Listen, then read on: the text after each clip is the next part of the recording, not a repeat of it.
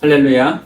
오늘은 영화로운 면류관이라는 제목으로 은혜를 나눕니다. 우리 인사합니다. 사랑하고 축복합니다. 사랑하고 축복합니다. 아멘. 우리 믿는 자들이 세상을 살아가기 위해서 필요한 지혜 가운데 하나는요, 하나님이 주신 것 안에서 쓰면서 살아가는 것입니다. 그런데 문제는 하나님이 주신 것에 우리가 만족하지 못한다 하는 것입니다. 여러분은 과연 지금의 수입에 만족하면서 사십니까? 아마 만족하시는 분이 많지 않을 것입니다. 언제나 부족함을 느끼면서 돈에 목말라 하는 심정으로 사시는 분이 많습니다. 그렇다면 사람들은 왜 돈이 부족하다고 생각할까요? 그것은 돈이 있어야지 자신의 욕망을 충족시키면서 살 수 있기 때문입니다. 우리가 사는 환경이 좋아지면 좋아질수록, 소위 문명이 발달하면 발달할수록 사람의 욕구는 그만큼 더 확장되어 갑니다. 눈에 보이는 그 문명과 문화를 누리고 싶고 소유하고 싶은 욕망이 계속해서 일어나기 때문입니다. 문명은 공짜로 누릴 수 있는 것이 아닙니다. 그것을 누리려면 돈이 필요합니다. 문명이 발달하면 사람은 편하게 세상을 살아갈 수 있지만은 그 편안함은 그저 주어지는 것이 아니라 돈이 있는 사람이 누릴 수가 있습니다.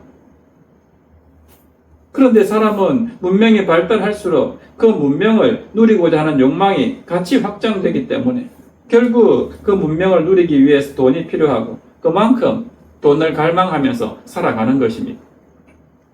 돈이 없다는 것은 그만큼 문명을 누릴 수 없다는 것이 되고, 이런 생각이 더 나아가게 되면 남들은 다 하는데 나 혼자 하지 못한다는 자신에 대한 실망과 자존심 하락으로까지 이어지면서, 더 나아가면요, 왜 나에게는 다른 사람과 같은 이런 복을 주시지 않느냐고 하나님께 대한 원망으로까지 나아갑니다.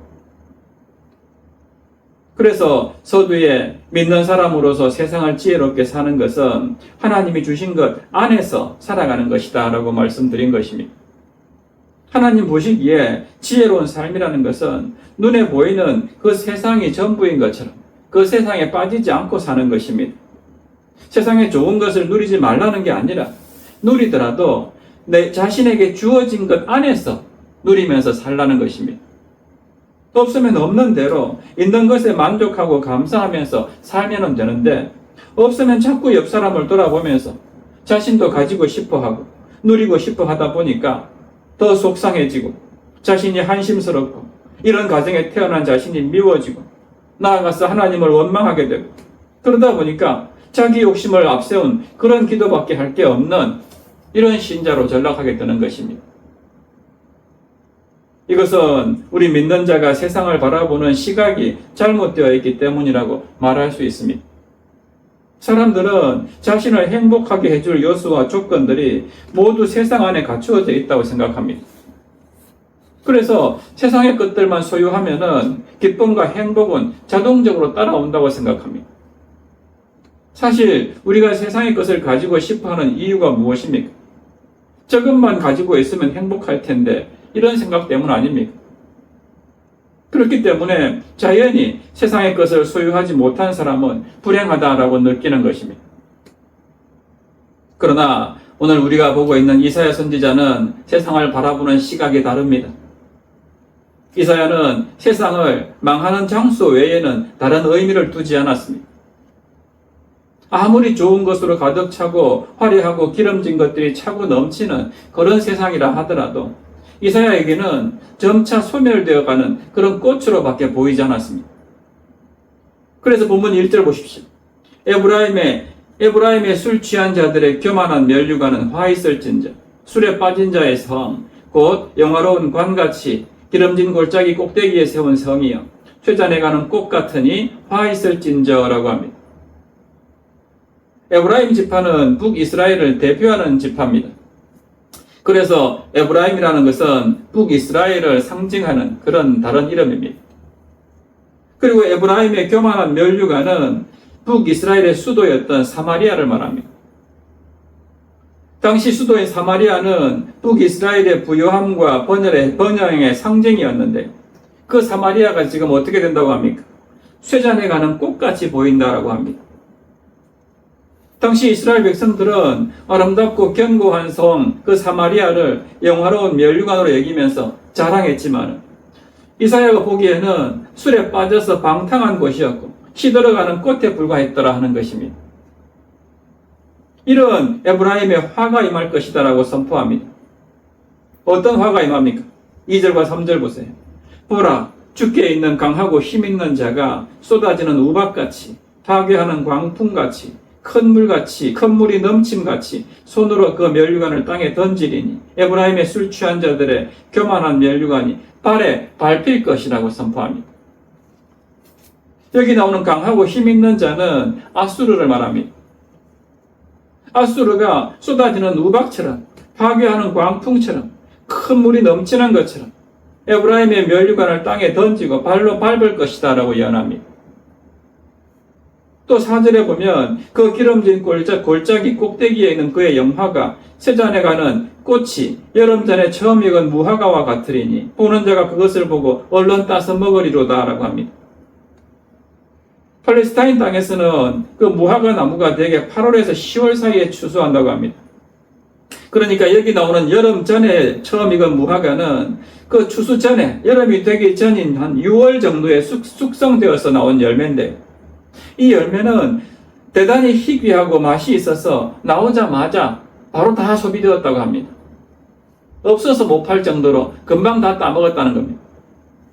그러므로 이 4절 말씀은 에브라임도 여름 전에 처음 익은 그 무화과 나무처럼 아수르에 의해서 개걸스럽게 신속하게 삼켜질 것이다. 금방 밟혀버리게 될 것이다 하는 뜻입니다. 이 예언처럼 그 사마리아의 비옥함과 아름다움은 아수르의 식욕을 돋구는 자극제가 되어서 성이 포위된 지 3년 만에 완전히 붕괴되고 말았습니다. 주전 722년에 북이스라엘은 아수르에 의해서 완전히 멸망당하고 말았습니다. 이렇게 에브라임의 마지막이 어떠한지 알고 있는 이사야 선지자의 눈에는 사마리아가 아무리 부유하고 번영한 도시라고 해도 그저 세잔에 가는 꽃으로밖에 보이지 않았더라 하는 것입니다. 이것이 이사야가 보는 세상을 바라보는 시각이었고 또 세상의 마지막을 아는 사람들이 세상을 보는 시각입니다. 이사야뿐만 아니라 하나님의 계시를 아는 바른 선지자들은 다 세상을 이런 시각으로 보았습니다. 하지만 세상의 마지막을 알지 못하는 사람들은 이 세상이 그저 자신에게 즐거움과 행복만 안겨주는 그런 곳으로 생각합니다. 그래서 이 세상에서 마음껏 즐기다가 죽으면은 그것으로 끝이다라고 생각합니다. 과연 그렇습니까? 그렇지 않습니다. 세상 끝날에는 반드시 하나님의 심판이 있고 우리는 영원한 천국과 영원한 지옥으로 나누어지게 됩니다. 성경에서 분명히 밝히고 있지 않습니까? 그러나 많은 사람이 이 진리의 말씀을 거부하고 무시합니다. 하나님의 존재도 부정합니다. 결국 그들의 눈에는 보이는 세상이 전부이기 때문에 세상에서 즐거움과 행복을 누리기 위해서는 결국 돈이 있어야 하고 그 돈에 목말라 하면서 그렇게 돈 하면서 살아가는 것입니다. 이게 세상에 빠진 자, 세상에 함몰된 자의 모습입니다. 당시 에브라임도 마찬가지였습니다. 말은 하나님의 백성이라고 하면서도 그들은 세상의 부와 번영에 취해서 살아갔습니다. 그래서 이사야는 그들을 취한 자라고 표현하고 있는 것입니다. 세상에 빠져 살아가는 모습이 꼭 술에 취한 사람 같았던 것입니다. 한마디로 정상이 아니라는 것입니다. 그런데요, 7절에 보면은 북이스라엘만 그런 게 아니라 남쪽에 있는 남유다까지도 독주와 포도주에 취한 자처럼 세상을 살아가고 있다고 합니다. 이렇게 이사야가 바라보는 세상은 북쪽이나 남쪽이나 다 정상이 아니었습니다. 술 취한 사람이 정신 차리지 못하고 비틀거리면서 제자리를 찾지 못하는 것처럼 지금 북쪽이나 남쪽 이스라엘이 다 제정신이 아닌 상태로 그렇게 살아가고 있더라 하는 것입니다.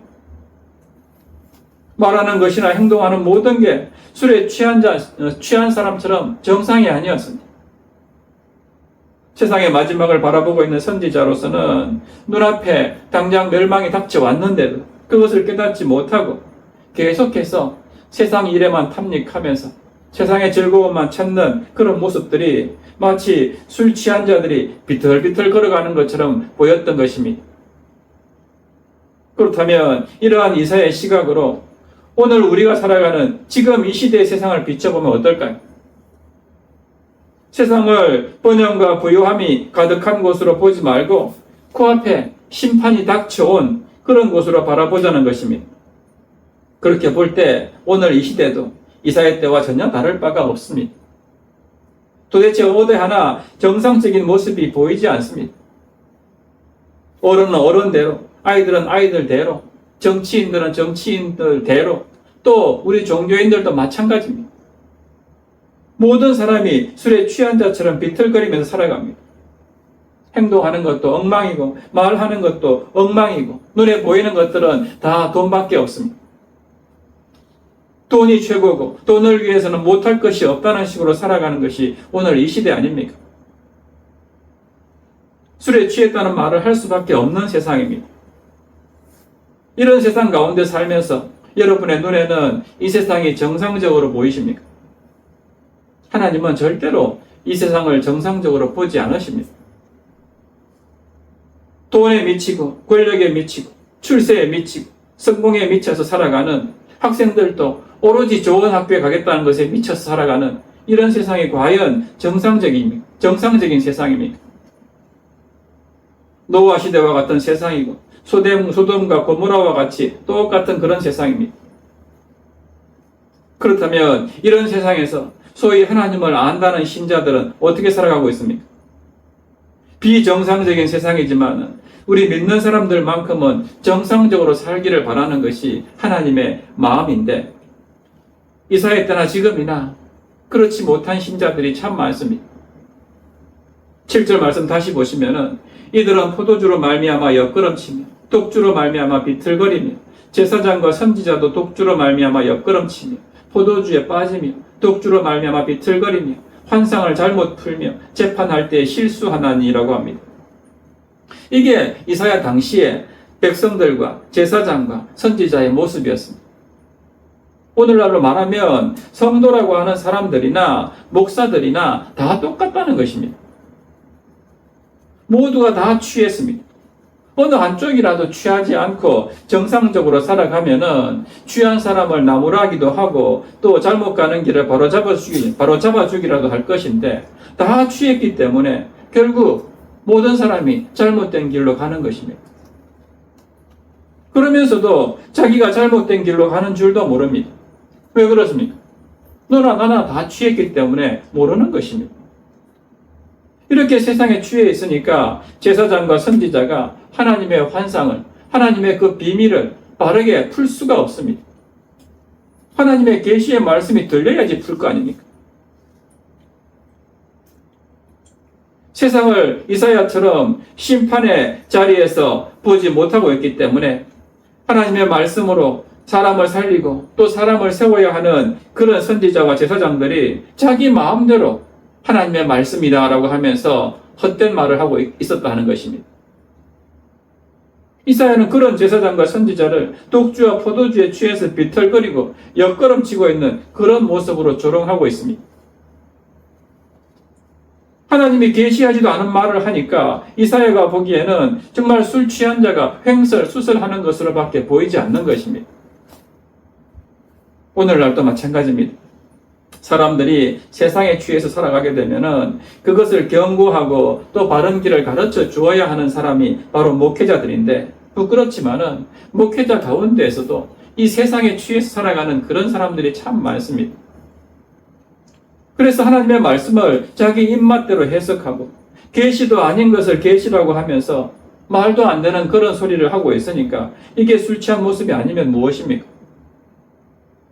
하나님은 분명히 세상을 심판하실 것이라고 하셨고 세상에 썩어질 것에 소망을 두지 말라고 하셨습니다. 위의 것에 소망을 두고 살라고 하셨고 세상을 사랑하지 말라고 말씀하셨습니다.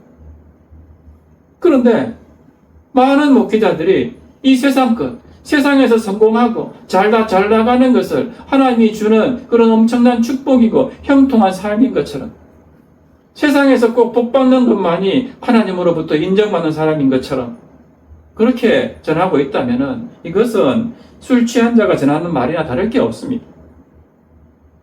주님은 분명히 한 알의 밀이 땅에 떨어져 죽지 아니하면 한 알 그대로 있고 죽으면 많은 열매를 맺게 된다라고 말씀하셨는데, 자기는 죽지 않고 그대로 있으면서 자기만 잘 살기를 원하니까 어떻게 복음이 다른 사람에게 다른 데로 흘러가겠습니까? 아무런 열매를 맺지 못하는 것입니다. 여러분, 정상적인 사람은 술에 취한 사람과 대화를 할 수가 없습니다. 마찬가지로 하나님 편에 서서 심판의 자리에서 세상을 바라보는 사람들은 세상에 취해 살아가는 사람들과 대화가 안 됩니다. 말도 아닌 말을 하고 횡설수설하기 때문입니다. 같이 앉아서 대화한다 해도 한쪽은 천국에 대한 이야기만 하는데 다른 한쪽은 계속해서 어떻게 하면은 우리 교회 건물을 하나 더 지을까? 1년 재정이나 얼마나 되는가 따지고 어떻게 하면은 교회를 점점점 더 키울까? 이런 구상만 하면서 성경에도 없는 말로 토론을 하는데 대화가 되겠습니까? 이런 말도 아닌 말에 속아 넘어가는 사람도 같이 취한 사람입니다. 같이 비정상이기 때문에 비정상의 말을 정상적인 말로 듣는 것입니다. 결국 이들의 마지막은 같이 망하는 것입니다. 사랑하는 여러분, 여러분은 내가 과연 이사야 선지자와 같이 앉아서 대화를 한다면 나는 선지자와 대화가 통할 수 있는 사람인가? 한번 돌아보시기 바랍니다. 이것은 우리 신앙생활에서 아주 중요한 문제입니다. 내 삶에서 우선순위를 나는 어디에 두고 있는가가 여기에 다 나오기 때문입니다. 그러면 마지막 때에 이 심판으로부터, 이 세상의 마지막으로부터 살아남는 자는 누구고 그들에게는 어떤 복이 임할까요? 5절 말씀 보세요. 그날에 만군의 여호와께서 자기 백성의 남은 자에게 영화로운 면류관이 되시며 아름다운 화관이 되실 것이다 라고 말씀합니다. 그날은 하나님께서 이 술 취한 자들, 교만한 자들, 비틀비틀거리는 자들, 하나님 없이도 잘 살 수 있다고 하는 사람들, 이 사람들을 심판하는 날입니다. 그날에 남은 백성이 있는데 이들은 그렇지 않은 삶을 살았습니다. 비틀거리지 않았습니다. 하나님을 바라보면서 끝까지 믿음을 지키면서 겸손하게 살았던 사람들입니다.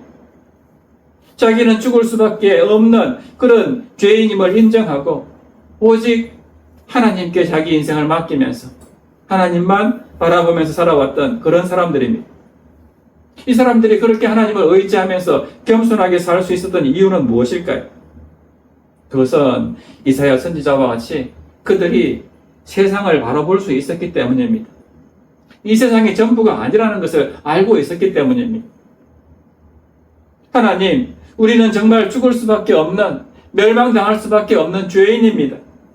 이렇게 자신의 현 주소를 잘 알고 하나님을 의지하면서 하나님만 바라보는 겸손한 사람들에게 하나님은 이런 영광을 주신다고 합니다. 뭐라고 하십니까? 당신께서, 하나님께서 직접 영화로운 면류관과 아름다운 화관이 되어주시겠다라고 합니다. 얼마나 영광스러운 복입니까? 그날에 만군의 여호와께서 남은 자에게 영화로운 면류관이 되시고 아름다운 화관이 되실 것이다. 이것보다도 더 큰 영광과 상급이 어디 있겠습니까? 창조주 하나님께서, 만왕의 왕이신 하나님께서 나의 면류관이 되시고 나의 화관이 되어주신다. 생각만 해도 기쁘고 또 행복하지 않습니까? 우리가 정말로 하나님의 자녀라면은 이것을 바라보고 살아야 됩니다. 이 하나님의 소망을 두고 살아야 됩니다. 그러나 많은 사람들이요, 보이지 않는 하나님이 아니라 눈에 보이는 세상의 면류관을 쓰기를 원합니다. 세상에서 최고가 되기를 원합니다. 세상에서 1등하기를 원합니다. 교회는 안 나가도 열심히 세상적인 그런 삶을 살아가지고 거기에서 내가 1등 돼서 인정받기를 원합니다. 하나님은 과연 그런 것을 원하실까요? 하나님은 찾지 않으면서 그저 세상에서 1등 받고 사람들한테 인정받고 칭찬받고 돈 많이 벌고 이런 사람을 하나님께서 원하실까요? 그렇지 않습니다. 그런 사람은 오늘 말씀처럼 에브라임 사람들입니다. 자기가 최고라는 그런 교만한 면류관을 쓰기를 원합니다. 우리 진짜 심지어 믿는 사람들 가운데서도 이렇게 교만한 면류관을 쓰기를 원하는 사람들이 참 많습니다. 교회에서도 믿음의 순서에 따라서 장로가 되고 권사가 되는 게 아니라 그저 사람들 잘 사귀고 담임 목사님 눈에 들고 또 교회에서 신앙생활 잘 한다는 식으로 소문만 나면은 자신의 믿음과는 상관없이 장로가 되고 권사가 된다면은 그게 바로 교만한 면류관 아닙니까? 하나님 보시기에 내가 정말 그 면류관을 받을 자격이 있는지는 생각하지도 않고 그저 사람들에게 인정받기만 하면은 장로가 되고 권사가 된다면 그건 역시 교만한 면류관입니다. 여러분, 분명하게 우리가 기억해야 됩니다. 세상이 주는 면류관과 화가는 일시적인 것입니다. 우리가 살아있는 동안에만 누릴 수 있을 뿐입니다. 심지어 그것을 시기하고 질투하는 사람을 만나게 되면은 그 면류관이 오히려 화가 되기도 합니다. 모함을 당하기도 하고 억울한 누명을 쓰기도 해서 자기 노력으로 얻은 면류관임에도 불구하고 불로소득인 것처럼 그렇게 누명을 쓰고 매도를 당하기도 합니다. 무엇보다도 오늘 에브라임의 교만한 면류관을 하나님께서 어떻게 하신다고 합니까? 쏟아지는 우박같이, 파괴하는 광풍같이, 큰 물이 넘침같이 그 면류관을 땅바닥에 던져버리고 발에 밟히게 할 것이다 라고 말씀합니다. 그러므로 세상에 주는 면류관에 목을 매지 마시고 하나님이 주시는 그 영원한 면류관, 그 아름다운 화관에 소망을 두고 살아가시기를 바랍니다. 하나님이 주시는 이 면류관은 오직 믿음으로 사는 남은 자들, 겸손하게 하나님만 바라보며 살아가는 그 남은 자들에게 주시는 상급이고 선물입니다. 사실 술 취한 세상에서 취하지 않은 자로 산다는 것은 무척 힘든 일입니다. 모두가 세상 것을 바라보며 살아가는데 나 혼자서 하나님 바라보면서 구별된 삶을 산다는 것 쉽지 않은 일입니다. 하지만 하나님은 우리가 그렇게 살아갈 때 그것을 다 기억하시고 분명히 갚아주시는 분입니다. 그러므로 아무리 힘들고 어렵더라도 세상 사람들이 우리의 삶을 보면서 아무리 조롱하고 비웃고 손가락질 하더라도 세상에 취하지 말고 하나님의 말씀에 순종하면서 살아가는 그런 진정한 그리스도인들 되기를 바랍니다. 그런가 하면 9절 이하에는요, 하나님의 말씀을 무시하는 유다 백성들에게서 하나님께서 말씀을 거두어 가신다고 합니다. 그래서 그들이 여기저기 부딪히고 넘어지면서 함정에 빠지게 할 것이다 라고 말씀합니다. 9절 보시면은 이사야 선지자의 책망을 들은 술 취한 사람들의 반응을 기록하고 있는데 그들은 선지자를 조롱하면서 비웃고 있습니다. 네가 감히 누구를 가르치려고 하느냐? 우리가 누군지는 아느냐? 우리를 가르칠 생각이랑 품지 말고 차라리 갓난 아이한테나 가서 네 마음대로 떠벌려 봐라. 이렇게 조롱합니다. 그리고 10절에도 보면요, 대저 경계에 경계를 더하며 경계에 경계를 더하며 교훈에 교훈을 더하며 교훈에 교훈을 더하되 여기서도 조금 저기서도 조금 하는구나 하는도다. 이 말씀도요, 이사야 선지자가 하는 말이 여기서도 조금 저기서도 조금 떼와가지고 말도 안 되는 소리를 가지고 우리한테 가르치려고 한다 하는 그런 조롱의 말입니다. 여러분, 하나님이 세운 선지자를 이렇게 비웃고 조롱하는 것은 하나님을 비웃는 것이나 마찬가지입니다. 결국 하나님께서 어떻게 합니까? 11절 보면 그러므로 덧없는 입술과 다른 방언으로 그가 이 백성에게 말씀하시리라 라고 합니다. 이 술 취한 자들이 더듬거리는 말투로 선지자를 조롱했기 때문에 하나님께서도 같은 방법으로 그들을 조롱할 것이다 하는 말씀입니다. 그리고 13절에 가면은 여호와께서 그들에게 말씀하시되 경계에 경계를 더하며 경계에 경계를 더하며 교훈에 교훈을 더하며 교훈에 교훈을 더하고 여기서도 조금 저기서도 조금 하사 그들이 가다가 뒤로 넘어져 부러지며 걸리며 붙잡히게 하시리라고 하십니다. 이 말은요, 이사야 선지자의 메시지를 그들이 이렇게 역겹다는 소리를 여기서도 조금 저기서도 조금 떼다 갖다 붙인 그런 가십적인 하나님의 말씀으로 조롱했던 그런 이야기를 하나님께서 똑같이 갚아주시는 것입니다.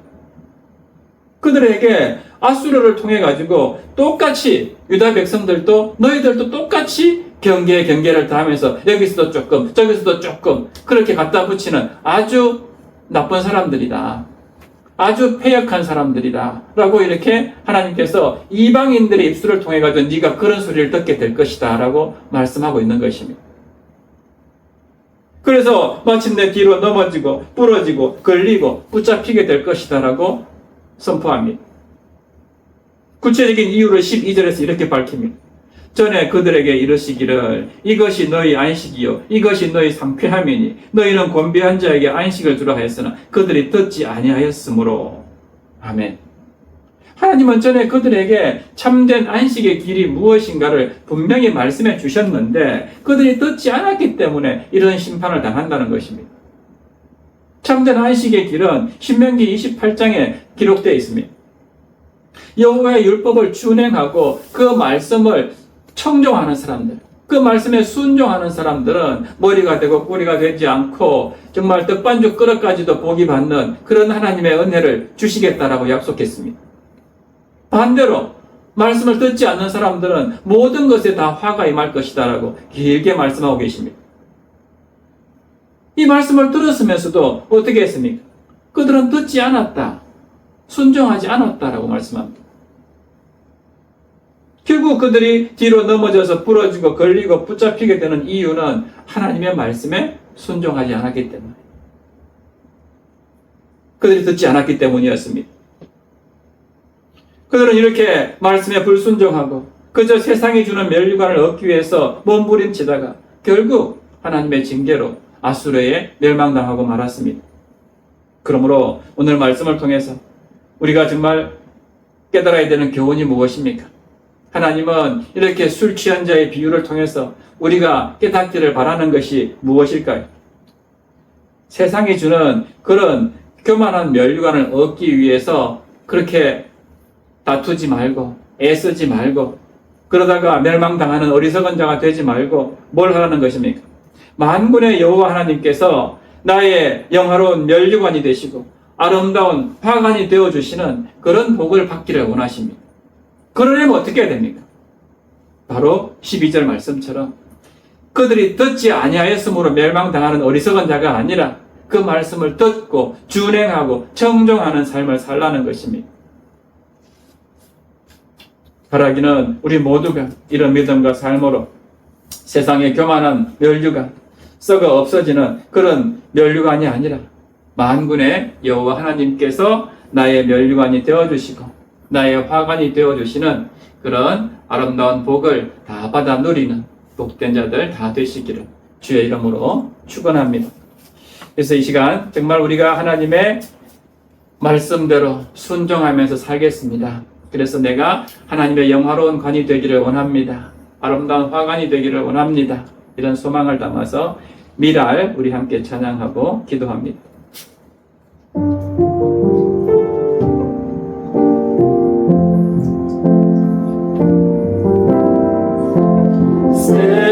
세상을 구원하기 위해 흘려야 할 피가 필요하다면 죄인을 대신하기 위해 희생의 제물 필요하시다면 내 생명 언제나 위에 드리니 주 영광 위에 사용하소서. 생명이 또 다른 생명 낳고 주님 볼 수 있다면 나의 삶과 죽음도 아낌없이 드리리. 죽어야 다시 사는 주의 말씀 믿으며 하나님이 알되어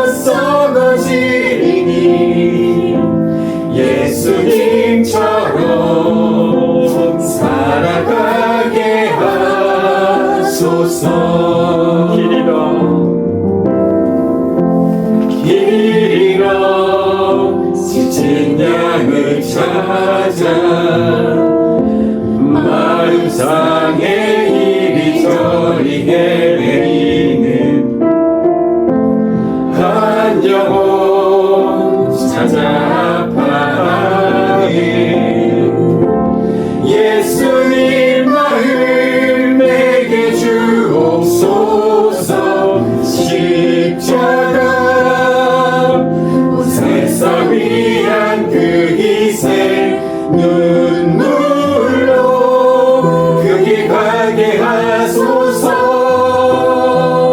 생명이 또 다른 생명 낳고 주님 볼 수 있다면 나의 삶과 죽음도 아낌없이 드리리 죽어야 다시 사는 주의 말씀 믿으며 하나님 위하여 되어서 거지니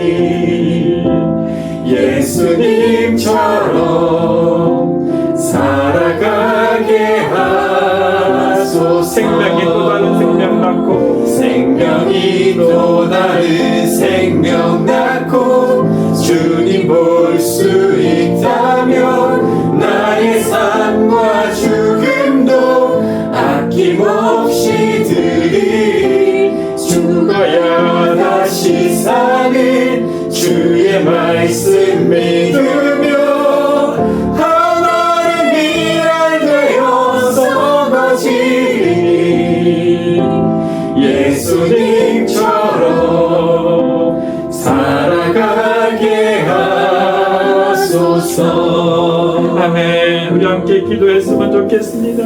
아버지 하나님, 정말 썩어져 없어질 세상의 멸관을 쫓아다니는 그런 어리석은 인생이 되지 않기를 원합니다.